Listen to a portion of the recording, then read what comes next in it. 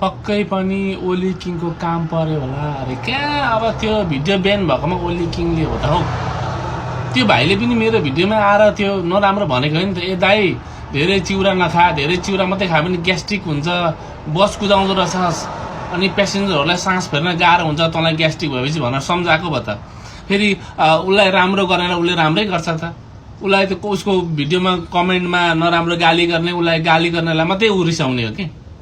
राम्रो भन्ने म उसलाई ओली किङ भाइ भन्छु, उसले मलाई दाइ भन्छ त। राम्रै भनेको क्या। त्यो यो भिडियोमा धेरैजनाले ओली किङले होला भनेर भन्नुभयो अरे मैले रिप्लाई गरेको, तर पनि फेक आइडीबाट गर्नु भएको छ धेरैजनाले। होइन, ओली किङ भाइ राम्रो छ, उसलाई माया गर्नुहोस्, उसले पनि माया गर्छ है। नराम्रो कमेन्ट नगरिदिनु होला उसको भिडियोमा होइन। राम्रो छ, सङ्गत गरेर हेर्नुहोस् अनि मात्रै थाहा हुन्छ।